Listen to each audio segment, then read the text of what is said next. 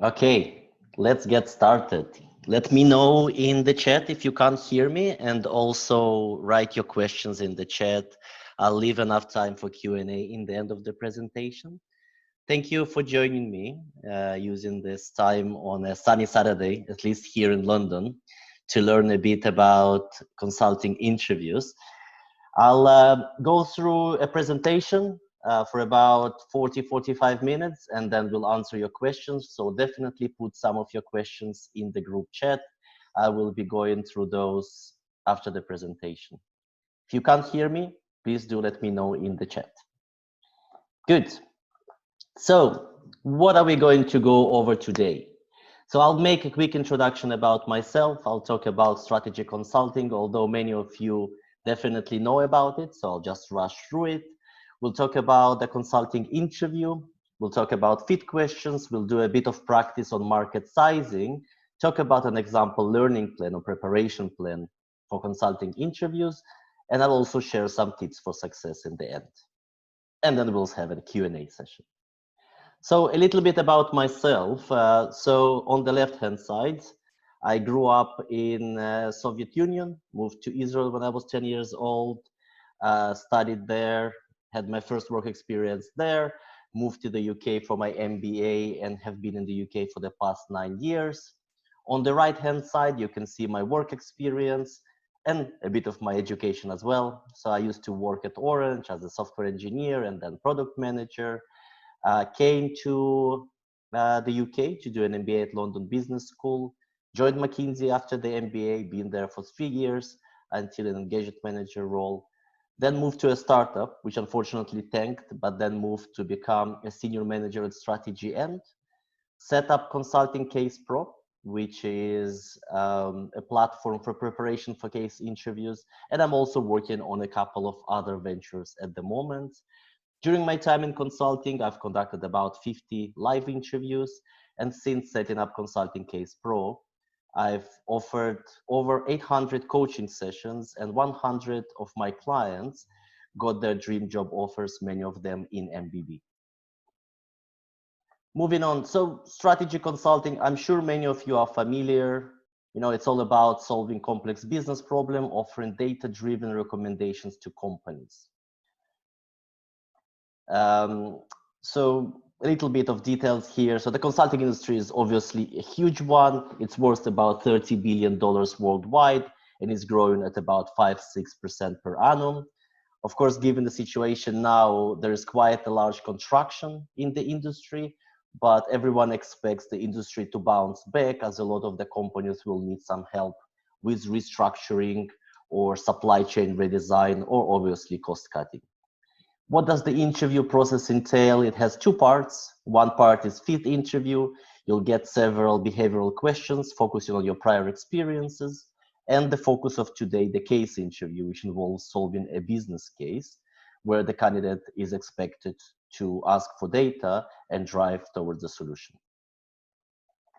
Typical career path, it varies by firm in terms of the naming, but overall you have analyst, senior consultant, manager, associate partner, and partner as the typical 5 steps to becoming a partner in a consultancy. So a typical consulting interview, 4 parts. Of course, the fit interview and the case interview are the most interesting ones, but the first part is meet and greet. You're waiting in a hospitality suite with other candidates. Interviewer asks for you. You meet them, greet them, and walk with them to the interview room, potentially engaging in some small talk. Then the interview will start generally with a fit interview. There will be some questions about your resume and potentially some competency questions, which varies a bit by the firm. The case interview, which we'll talk about, and the wrap up, where you'll have an opportunity to ask questions.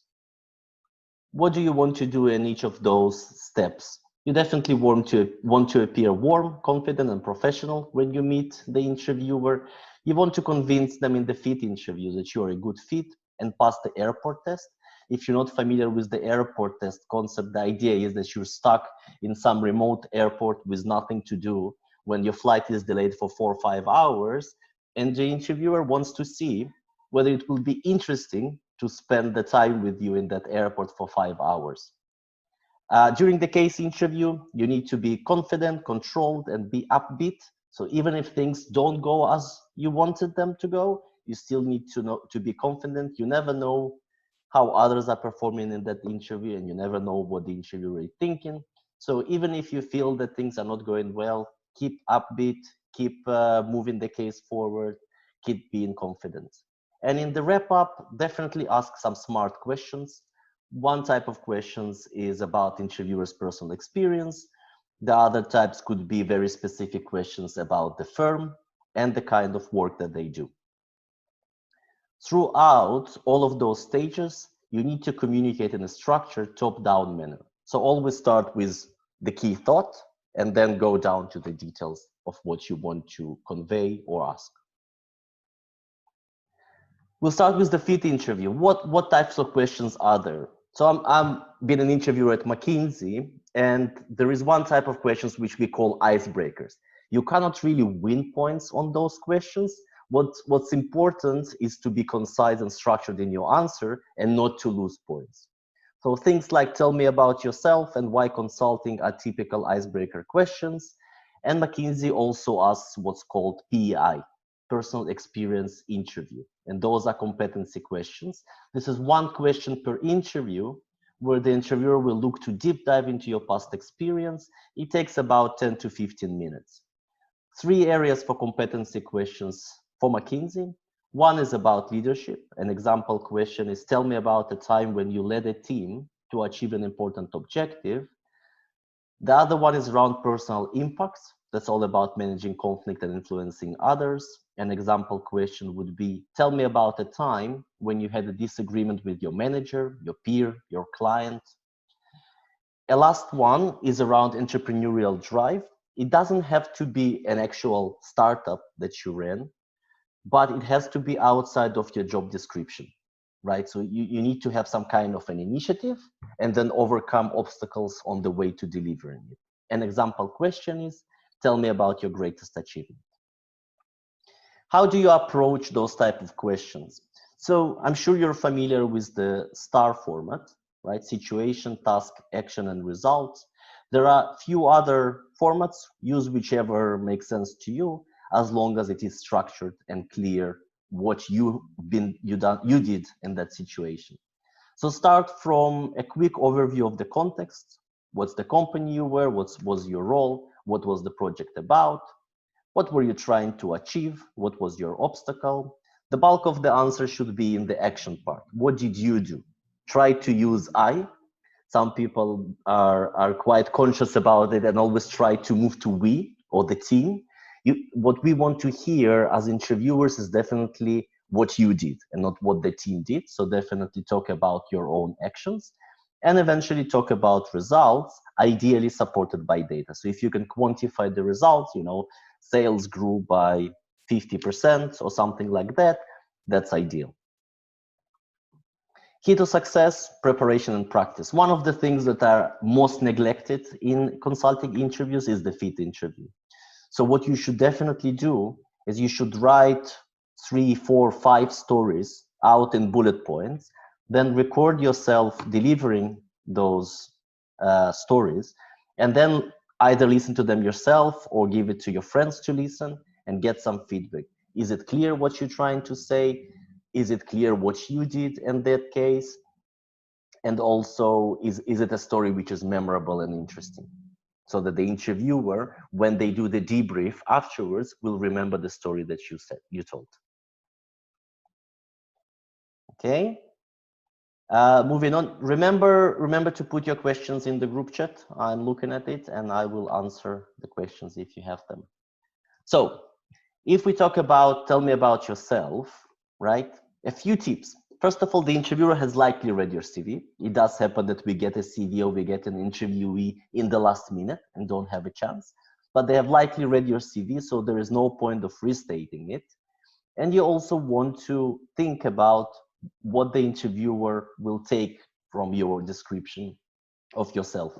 So why don't you take a minute and think about how you would approach this problem, and then we'll talk about the best way of doing that.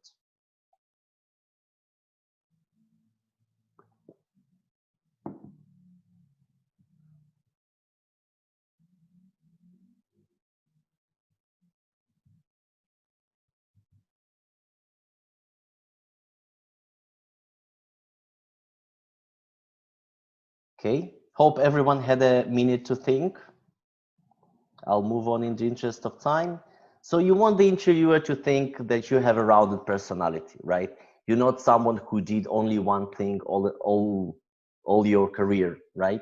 You are interesting, someone, again, who passes the airport test, and also that your career path was logical, and there is a clear motivation of why now you want to be in consulting, okay? Don't tell the interviewer you're great. Show them using examples. So definitely demonstrate the qualities you want the interviewer to take away from the interview. For example, don't say I'm really good in connecting with people. That might sound good, but that's not something that the interviewer will necessarily believe. Do say that you've invested in developing relationship with your clients, which resulted in 30% increase in sales to existing customers. Again, supported by evidence, quantified, and demonstrating the quality of creating good relationships that you want to convey. Good. We'll move to the case interview now and discuss that. So what is a case interview? Again, I think many of you are familiar, but so I'll quickly run through that. So a case is a business issue or a problem a company or a client is facing, which is described just in a few sentences. The case interview takes about 30 to 35 minutes, has limited data that could be provided by the interviewer if you ask for it. Some data is provided without you asking. Sometimes you have to ask for data to get it. The approach to solution is more important than your final solution. So how you think about the problem, how you structure it, how do you analyze the data is more important than actually getting to the end answer. Because the time is quite limited, it actually happens in many cases that you will not get to the final answer, you will not get to the recommendation. Don't get worried, it's okay. It's the interviewer's way of managing time. They want to leave you time to ask questions, or they want to leave enough time for the second interviewer to interview you. It does not mean that they didn't get what they were trying to get from the case interview. Okay. Two common case interview methods. One is candidate-led, which is typical of most firms. From MBB, BCG is the one most known for using that method, where you will need to drive the case. You determine which areas to explore, where to start, you lead the discussion, and ask the interviewer for data to support your hypothesis. The other method, interviewer-led, which is typical of McKinsey.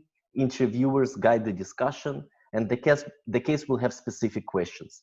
You set up your structure, you pass the ball to the interviewer, they will ask you a specific question, which will generally include some data for analysis, or calculation, or a brainstorming question. Now, Bain tends to be somewhere in between. They do tend to start in a candidate-led format, but then start asking questions, which becomes more interviewer-led and providing some data to the interviewee. Okay, moving on. So common case types, this is not a comprehensive list, but those are some of the most common types. Market sizing is extensively used by Bain, sometimes by BCG, less so by McKinsey. Profitability is very popular in the first round. So we have a company that has some issue with profits. What's going on and how to fix it? That's your typical profitability case. Market entry, again, very typical in the first round. A company wants to enter a new market or launch a new product. How should they go about it, or should they do it at all? Is a very typical question as well. The other questions are more into, I'd say, second round or more of required from experienced interviewers. So things like acquisition, organization, how should we structure our company, investment, should we do this investment or not, capacity expansion, we are now at maximum capacity, should we invest in expanding our capacity, analysis for an industry, so someone who wants to switch to a new industry, should they do it or not. Growth strategy is actually quite popular as well in the first round. The company just wants to increase their top line, so increase their sales. How should they go about it? We'll talk a little bit about typical frameworks for that. And product launch, similar to market entry, launching a new product to the market. Good. So, key to success. you need to understand where the interviewer is coming from. They want to see if you will be a good consultant. What is a good consultant, right? First of all, good consultant is independent. Now, top consulting firms, they send their junior consultants very quickly to sit and work in front of senior clients, right? On their own. So when I just joined McKinsey, probably not week one, but week two, I was already having one-on-one meetings with senior clients. They want to see that you're able to be independent, you don't need hand-holding, you can drive the case yourself. Number two is being structured and methodical. So basically having an approach to solving the problem and not just shooting in the dark, or what we sometimes call spray and pray, throwing a lot of ideas into the air, hoping that one of them will stick. So definitely need to be structured in your approach, top down, clearly moving through your structure as you go through the case. You want to also think about the 80-20, right? I'm sure you heard about the 80-20. 80-20 means that 80% of the issue can be solved by 20% of the analysis, right? Since consulting projects are generally short and very expensive to the client, you'll never get a chance to really analyze all the data that's available. So you need to be comfortable with ambiguity, and that's important also in the case, right? You need to make sure you have an answer, even if you don't have the perfect data, rather than boiling the ocean. Boiling the ocean means, spending a lot of time on analysis, also sometimes called analysis paralysis, without ever getting to the conclusion. Now, two concepts from McKinsey is day one and week one answer. Even before we go to the client, we would have a meeting with the partner in the office, and we will have a day one answer. So we'll have a hypothesis where we would say what we think the answer might be without even looking at the data, right? Once we get to the client side, we start looking at the data with the target or objective of proving or disproving that hypothesis, and that's what leads us to week one answer. Week one answer, after a week on the client side, does our hypothesis hold? Do we need a new hypothesis? Or what's the data that we found so far? Generally, I'd say in about 80% of the cases, the week one answer becomes the actual answer of the project. Again, very similar to what we talked about before, being happy with good enough versus precise. So my background is in engineering, and in the first few months at McKinsey, it was quite difficult for me to be happy with good enough, right? I always wanted to get more data, do more analysis, and become more precise in my recommendation. This is counterproductive. The companies are hiring consultancies to be able to move forward. They can hesitate and analyze data indefinitely themselves. So they don't need consultants to do so. And you want to show in your case interview that you can get insights from incomplete data as well, and be comfortable with ambiguity. 3 rules of consulting. A consultant is often right, but never without data-driven evidence, right? So being right is not enough. You need to support it with evidence and data. 2, it's not about being right, it's about being right in a client-friendly way, and we'll talk about it shortly. And the last one is don't be a jerk, right? Nobody wants to work with someone who is arrogant, who doesn't listen, who doesn't interact, who think they know it all, right? And interestingly enough, even within this short space of 35 minutes of case interviews, it's sometimes easy to see who is behaving in that manner. So don't be a jerk, engage, listen, follow the lead of the interviewer. Apologies. So what is not client-friendly? First thing is making conclusions without showing your work, right? So example, you go to a surgeon, they take one look at you and they say, oh, you need an urgent surgery. Obviously, you wouldn't go and do the surgery, right? You will want to understand why they are making these conclusions. Clients are the same, and your interviewer is the same. Even if you have the right answer, If it's not supported by evidence, it will not fly. 2, jumping around. Really, really important. Once you outlined your structure, you should stick to the structure. Don't just jump around between different buckets because it's difficult to follow.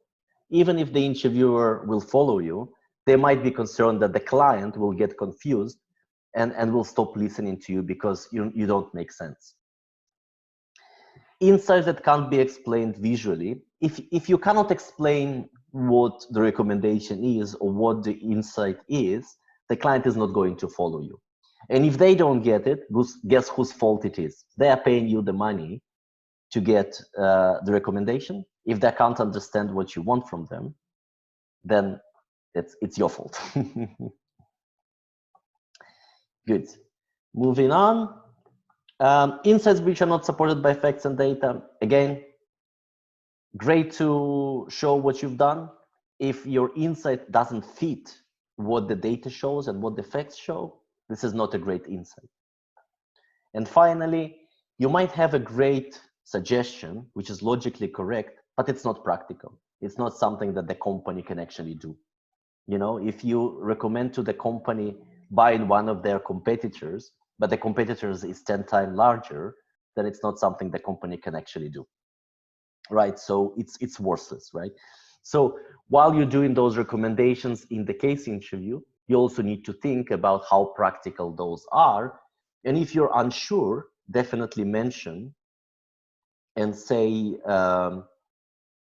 and say to the interviewer your concerns, right? What are you assuming? You're assuming that the company, for instance, has enough money to purchase that competitor, right? I'll make a quick pause here. Does anyone have any questions so far? Please do write them in the chat. Okay, moving on then. So now we're gonna deep dive into the overall flow of the case. Broke it down to 4 pieces. The first piece takes about 2-3 minutes, is around understanding the question. So you need to take good notes. You should ask clarifying questions, which we'll discuss shortly. Confirm the objective, which is one of the clarifying questions, and formulate an initial hypothesis about possible solutions. More important in a candidate-led interview rather than McKinsey one or interviewer-led, but still something you might want to do if the context points to a clear hypothesis, right? On the clarifying questions, obviously clarify anything which is unclear, so any industry terms, any shorthands, abbreviations, etc., but also clarify the objective, the timeline to achieve the objective, be clear on what the product is and how the company makes money, right? What is their business model? Next part is where you take 2-3 minutes to structure your approach, right? And then about 5 minutes to communicate your approach to the interviewer.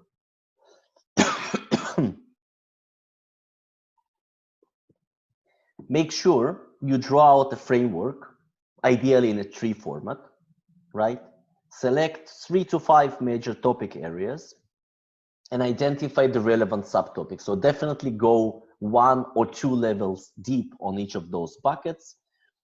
Present this as plan of attack to the interviewer, ideally starting with the most important thing, right? If the key decision criteria is the financial metrics of a market entry, start by saying, I will want to understand the financials of this product launch or the market entry. And to do so, I will need to understand the competition, the customers, what our product and the capabilities are. The next part of the case takes about 12 to 17 minutes, is around probing for data, right? As I said before, don't jump around, follow your plan, always come back to your structure, be very explicit about crossing off branches that you finished, right? And be very explicit when you move to the next branch. So you need to ask specific questions to test your hypothesis, right? And adjust the hypothesis as you get data, okay? make sure that if you do numerical calculation, you highlight those insights so you can use them in the recommendation, and also synthesize all the time. Have you learned something new? Make sure you tell the interviewer what this means, right? What this means is how to relate to the client's question, right? And how it is changing your hypothesis or supporting your hypothesis, right? Eventually, if you see that you finished passing through all of your issue tree, right? Or the interviewer explicitly asks for it, or the interviewer stops giving you any more data, you need to go and make a recommendation, right? McKinsey particularly asks for one. They will tell you something like, now the CEO of the company enters the room, what will you tell them? At BCG, you might just naturally get to the end, and then you might say something like, I'm ready to make a recommendation. Why don't I take 30 seconds to structure my approach or structure my thoughts and then deliver a recommendation? Remember to answer the question. The interesting part is that a lot of people forget to answer the question in their recommendation. They do a summary of their analysis, but don't actually answer, should the company enter the market or not, right? You have to answer the question and you have to take a stand, right? Again, something a lot of people do. They start saying something like, well, it depends whether the company should enter the market on XYZ. Not good, right? Your answer has to be either yes or no, right? They should enter the market, they should not enter the market based on the data you have. You can definitely have some risks on next steps if you do have concerns. So a typical structure for recommendation, I recommend the client to enter the market because the market is big, worth X billion of dollars a year. Competition is small. There are only 2 competitors that are holding a small market share. And we have the capabilities to go into this. And some risks might be that there might be an entry of new competitors or something like that. Okay? Again, making a short pause here to make sure if you have any questions that I can answer.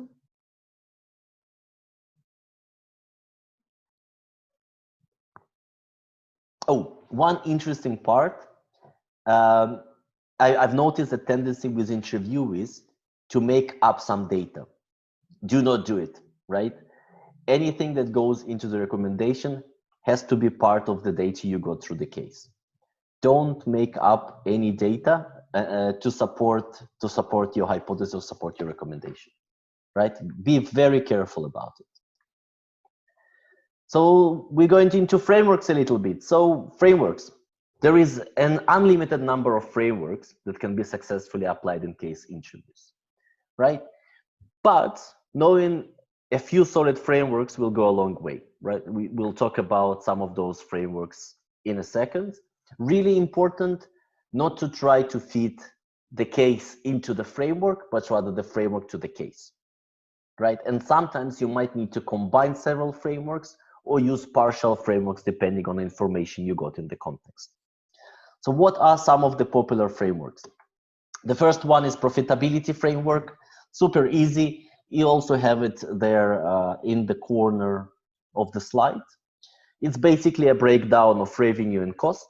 And this is most useful for cases where the candidate needs to figure out where the profitability issue is coming from, right? So a case like our client is an airline and they've experienced a drop in their profitability. What might be going on, right? You need to segment the profitability into revenue and cost, right? And you need to segment the revenue further by quantity and price and potentially by customer segments as well. Maybe the challenge is coming on particular routes, so you might want to look at revenue per route. Then you need to segment the costs by fixed costs and variable costs. Again, trying to figure out whether either of those costs has increased significantly in the last period of time. Next one is business situation framework, the framework from Victor Cheng, one of my favorites. It includes customer, company, competition, and product. And this framework is very useful for deciding on new product launch or new market entry. Turnaround is when you understand where the issue is. So if we take our airline, right, the issue might be that some of their routes are not profitable and they need to drop them. Business situation framework is great to understand which routes to drop, which routes they might need to redesign one way or another, right? And maybe they would want to launch new routes, right? Growth framework, a great framework, very, very simple.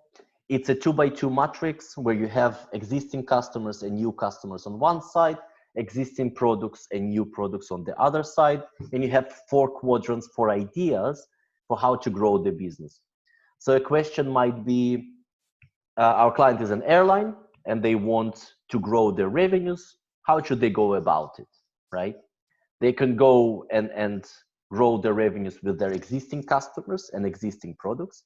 And that is mostly around advertising and promotions and loyalty programs. But they can also launch new products, in this case, potentially new routes, right, for their existing customers, or they can actually go and attract new customers. So let's say if this is a standard or traditional airline, not a low-cost airline, they might want to launch a low-cost airline to attract more budget-conscious clients, right? 4Ps is a very good framework for go-to-market. So if the client has decided to enter a particular market or launch a new product, and they're asking you how should they go about it, the 4Ps is a great framework to analyze this. Product is what exactly are we going to launch in this particular market. Place is about distribution channels. How are we going to sell this product? Price, how are we going to price it? And promotion is how we're going to advertise and market it, right? Including the channels and the messaging. Another type of case is when we know that the profitability issue is coming from sales, right? Then you might want to use this framework to analyze where the issue is. So for example, if we have an hotel, a client who is an hotel, which is having issue with their sales, right? They haven't been able to fill out rooms and they want to understand why, we would want to look at it from the 4P perspective. So first of all, is their product good enough? Maybe the quality of the rooms deteriorated or the quality of service is not good and that's why the customers stop coming.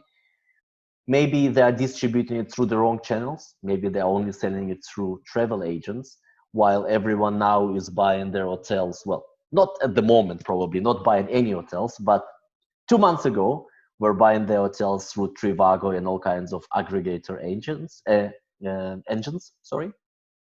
Maybe the price of their hotel is not competitive in the place where they are, or they are not advertising it enough.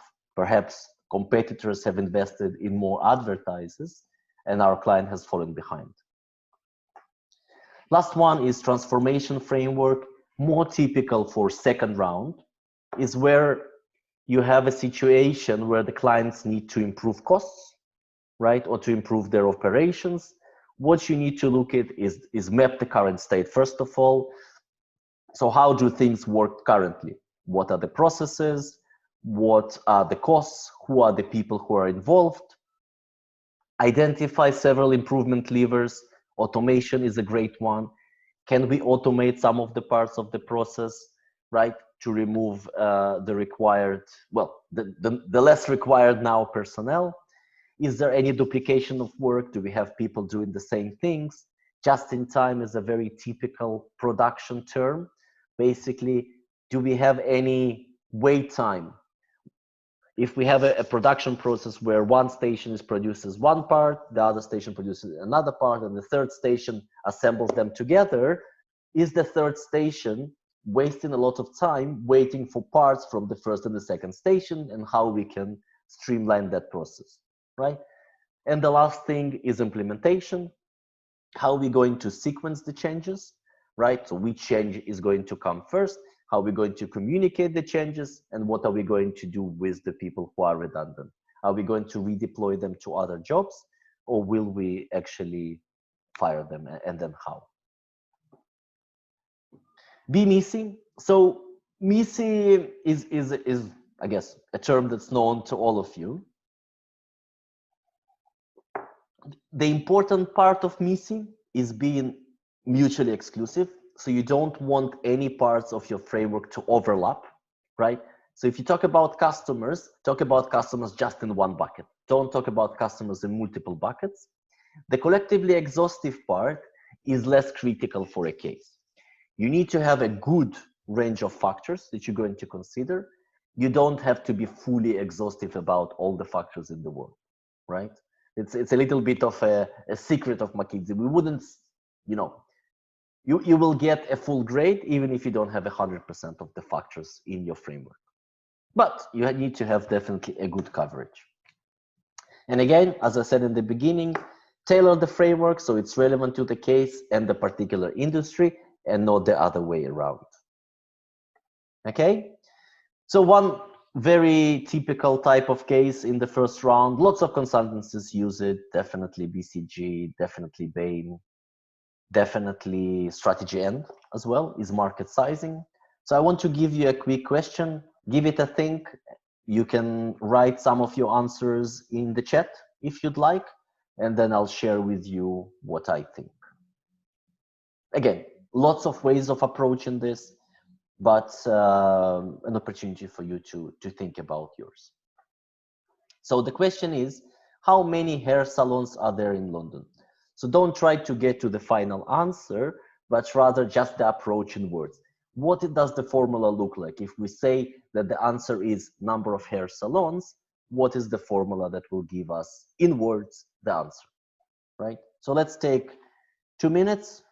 Feel free to write in the chat, and then I can give you my example answer.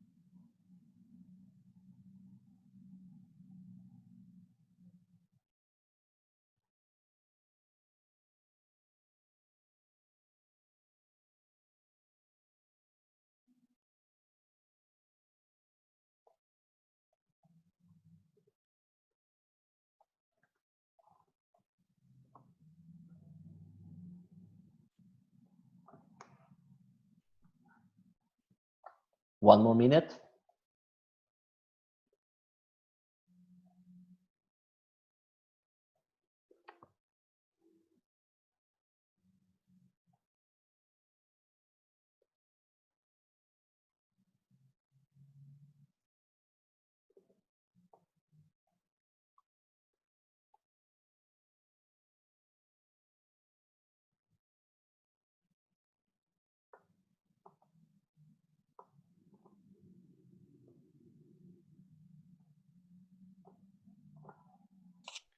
Diana? Oh.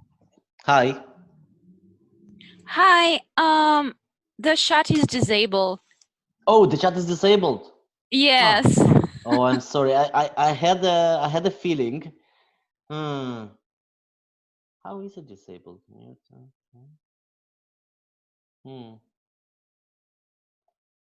That's very strange. Okay, I'll look into this.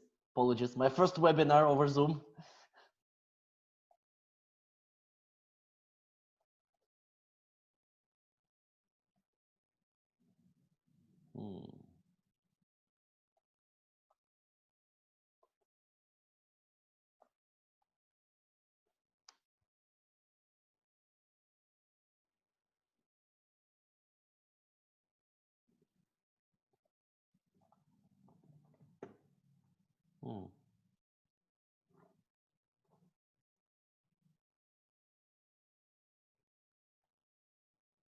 Ah, okay, found it. I think now the chat should be fine. Oh, excellent. Apologies for that. Yes, okay, great. So now you can answer this question if you would like. We'll get to the answer shortly, but also definitely write your questions to me, because we'll wrap up, I think, in about 5 minutes, and then I'll be able to take some of your questions. Okay? Well, let's say most of your questions. Good. Okay. So about the hair salons. So whenever you need to calculate number of establishment or number of establishments, the right approach is to use demand divided by supply of one establishment. So in this case, it will be the haircut demand in London divided by supply of one hair salon. You'll take the population of London, multiply it by the share of people that need haircut, multiply it by the number of haircuts per year per person, and multiply it by the hours one haircut takes, and then divided by the multiplication of number of hairdressers in one salon, multiplied by the number of hours they are open, multiplied by the utilization.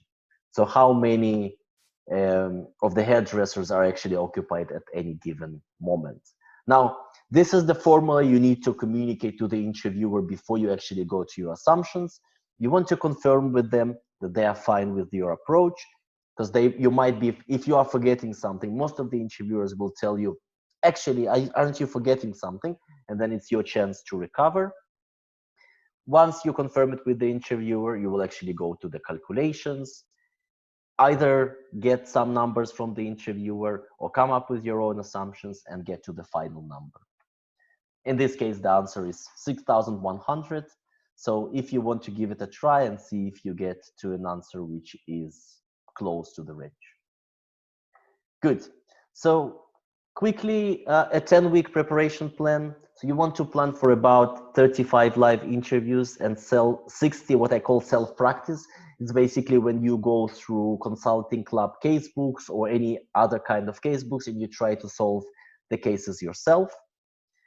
You want to start in the first months about learning the basics, right? So identify the frameworks which work for you. Test them on your own and then with some partners as well. Practice mental math, of course. Then move to mastering the basics. It's basically about getting more and more live interviews, more self-practice, and start being more flexible with your frameworks. So you actually start making them specific to the case. You want to be at the end of that stage to be fluent in the frameworks and familiar with a variety of different cases and industries. The next 2 weeks is about getting to more challenging type of cases, right? And you want partners who are a bit more experienced, who can challenge you and give you the feedback on the margins where you really need to improve. And also you want to prepare your feed stories, right? Prepare feed stories and test some of them with a partner or just record it and send it to your friends. Eventually, in the last 2 weeks, you want to do full simulation, time practice for both case and feed with an experienced partner, right? And you also want to make sure you prepare those smart questions we talked about for the wrap-up phase. Some tips, again, very quickly, on the communication, always explain your thought process, right? Always make all the assumptions explicit, right? Make hypotheses when asking for questions or requesting information. So if you need any information, explain why you need it, right? And go beyond verbal communication. Be engaging, show that you enjoy solving the case and you work together with the interviewer to solve it, right? It's especially important through Zoom, right?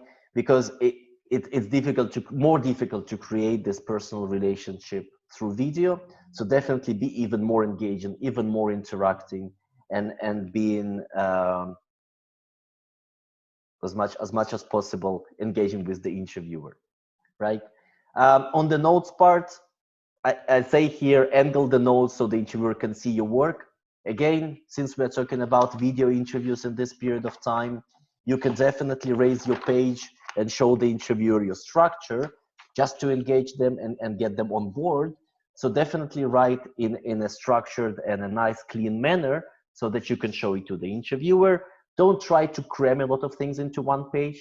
So whenever you move to a new theme or a new question, use a new page. Not very environmentally friendly, but very friendly for your case interview success. and then identify the insights you want to use in recommendation. Either put them in a box or a circle, or highlight them in some way so it's easy to find. For math, again, be very clear with your math, very careful and very accurate, obviously. Make all of your assumptions explicit and reasonable, right? And walk through your logic. If you can, walk through your logic out loud, right? Again, engaging the interviewer. Good.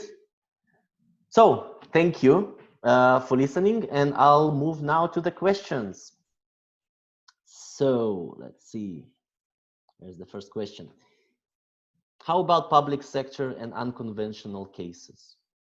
What do they normally comprise, and what's the best way to prepare? Well, the best way to prepare is to find some of those cases. So on my site, you can find a section which is called MBA casebooks. MBA casebooks allow you basically to go through a lot of cases written by ex-consultants who went to an MBA program, right? Each casebook has 20 to 30 cases, so a lot of materials to practice. Some of those cases are definitely going to be in the public sector. So that's something you can find. Public sector cases are generally not very different from regular commercial cases, but the objectives might be not financial, right? So the objective might be improve education quality and things like that. All you need is to find the right KPI, right? So if for a commercial case, an objective is profit, then the KPI is basically revenue minus cost, right? So you increase the revenue and minimize the cost to increase profits. If you need to improve education quality, right, you need to understand what education quality comprises of. Is it the percentage of people in education? Is it the grades that they are getting? And then try to maximize those factors. So even though it might be not your typical revenue and cost thing, you still need to break it down to the components, right? And then optimize each of them, understand what is driving them, right? Again, for revenue, it's price multiplied by quantity at the highest level, right? For a number of people going to school, right? It's basically the share, right? And how often they go, let's say, and their attendance. Good. Let's move on. So how do you combine the frameworks together? I mean, my personal approach, or what I teach my clients, is to have an arsenal of factors. So I went through, what was it, 5, 6 frameworks, which I think are the most useful one.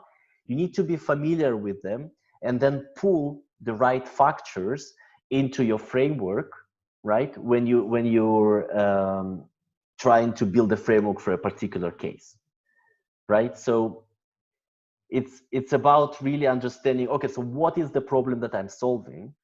What do I need to know to solve it? And then using this arsenal of factors to pick and choose and combine the framework that will be useful for a case. Sometimes your typical framework, your basic, 4 Ps or business situation framework might be a good fit. In some other cases, you might need to pull pieces from other frameworks to make a more comprehensive one. Okay. A question around getting into MBB if I'm from non-target school.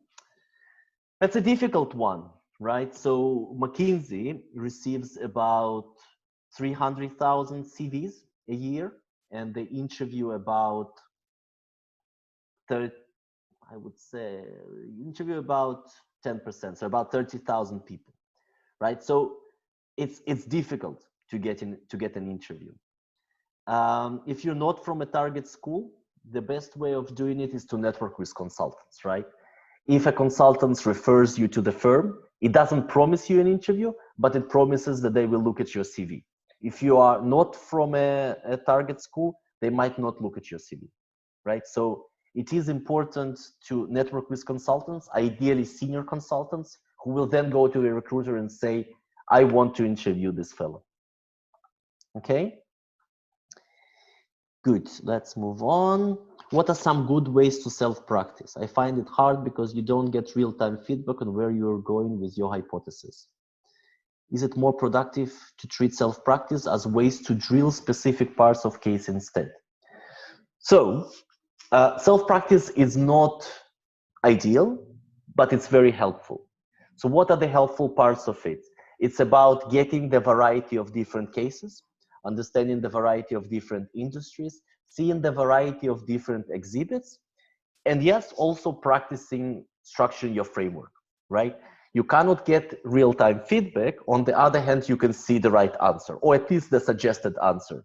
Now, don't look at the organization of the framework, but definitely look at the factors. Organization, there is an unlimited way to organize the framework, but the factors would be the right factors, right? Or most of them would be the right factors. So see how it matches. Now, there are a lot of services that help match partners, right? So Prep Lounge is a great one. Consulting Case 101 is a good one. Victor Cheng has a site called caseinterviewpartners.com. You can find partners to practice with and get some real-time feedback. Challenge with that, of course, is that the quality varies a lot, right? So you need to test several people, first of all, then to find the one that you have the best chemistry with and you feel that they give you useful feedback. Of course, there are also coaches who are professional. They could be quite pricey, but might be worth it for 1, 2, 3 sessions, just to make sure you do the best practices. Okay, tips for candidates from different backgrounds. Okay, good. So someone who is a lawyer and not comfortable with math, right? What is the tip? So one thing I would suggest is definitely practicing math. There are a lot of great resources. I have a bit of resources on my website as well about that. There are certain tips and tricks. The math is not very heavy, right? We're talking about your high school style, or even maybe elementary school style addition, subtraction, multiplication, percentages. You won't get any integrals or differential months there, so do not get too worried. Now, interviewers recognize who is in front of them, right? So if you're coming from a non-science, non-technical, non-engineering background, we will be, let's say, more accommodating in terms of math, which still means that you have to be correct and relatively fast, but you don't have to do everything in your head, and you don't have to be extremely fast, right? You still have to be accurate with your calculation, so that requires practice. McKinsey PST examples, there are a few on the web, are very helpful for practice. The GMAT numerical part, the SHL numerical reasoning are very useful types of tests to get some more practice and get some more comfortable with math. Okay, see, few more questions. BCG potential test.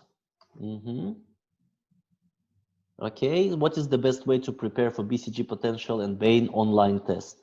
Considering the GMAT requires a whole other intense preparation, what is the way to prepare for the online test without having to focus too much on that in order to devote more focus on case interviews? So, I mean, again, as I just said before, there is a lot of resources online. So BCG potential, the Bain test, the McKinsey PST, they're all quite similar. They're all about reading data, doing calculations quickly, and just maintaining your composure under pressure, right?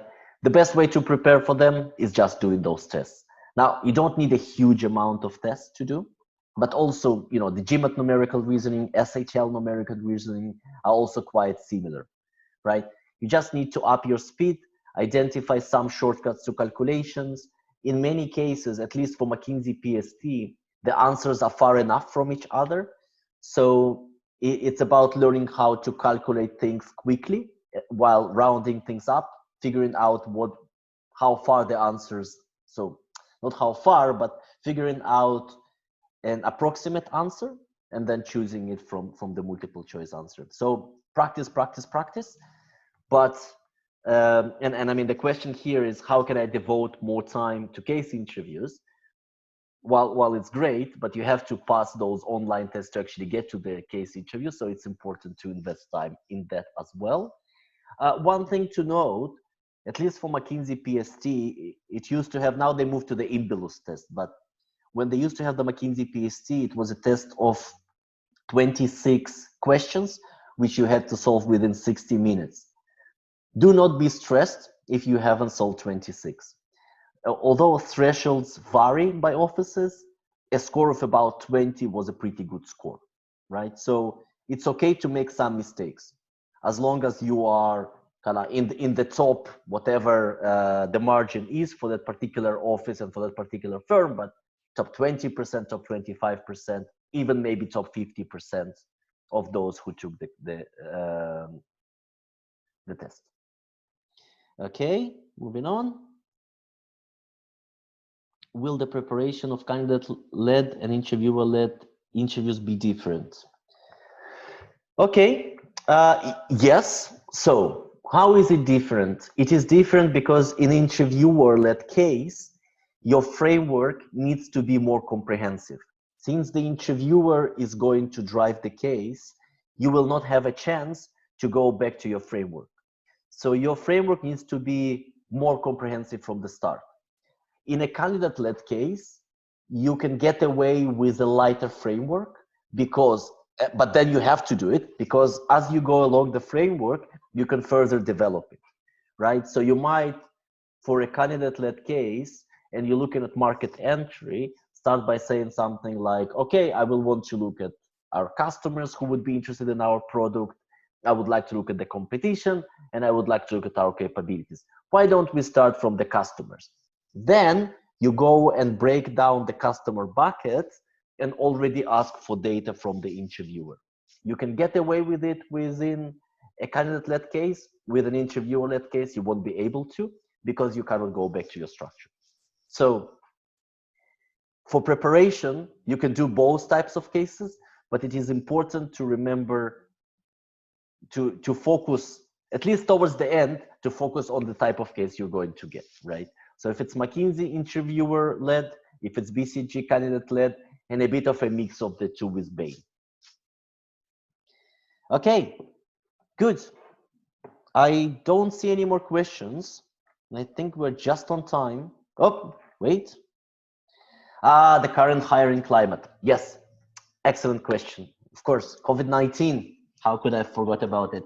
So the situation at the moment is not great, but not horrible. What does it mean? So none of the MBB firms have rescinded offers, which is great.